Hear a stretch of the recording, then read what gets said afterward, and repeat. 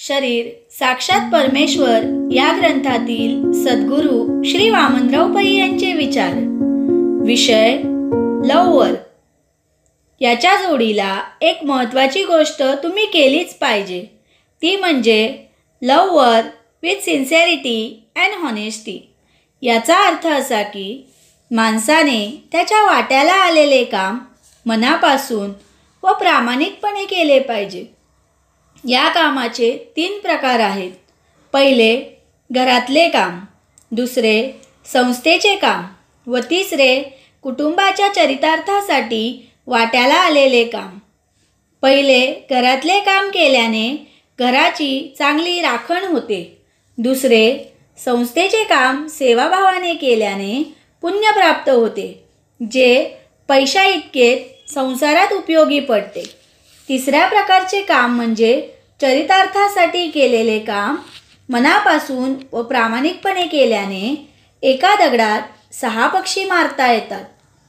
तिसऱ्या प्रकारचे काम मनापासून व प्रामाणिकपणे व उत्तम प्रकारे केल्याने पहिले त्या माणसाचा सर्व संबंधितांवर प्रभाव पडतो व त्याची सर्वांगाने व सर्वार्थाने प्रगती होत राहते. ही प्रगती उत्कर्ष आणि उन्नती अशा 2 प्रकारची असते. उत्कर्ष म्हणजे आधी भौतिक प्रगती व उन्नती म्हणजे मानसिक आणि आध्यात्मिक प्रगती.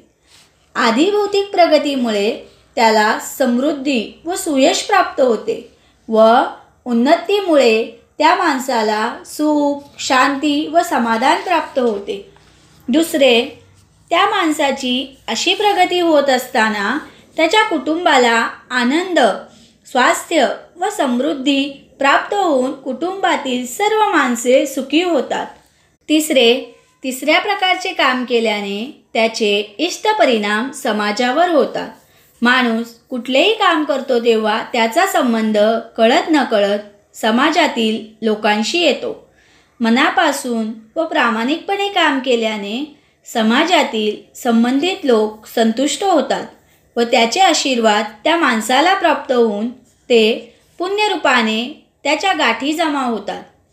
चौथे, तिसऱ्या प्रकारच्या कामाने राष्ट्राची सर्वांगीण प्रगती होते. मनापासून व प्रामाणिकपणे काम केल्याने म्हणजेच भ्रष्टाचार न केल्यामुळे काळा पैसा निर्माण होत नाही. कार्याची गुणवत्ता वाढते. परदेशात राष्ट्राची पत वाढते व राष्ट्राची आर्थिक परिस्थिती सुधारून राष्ट्राला श्रीमंती व समृद्धी प्राप्त होते.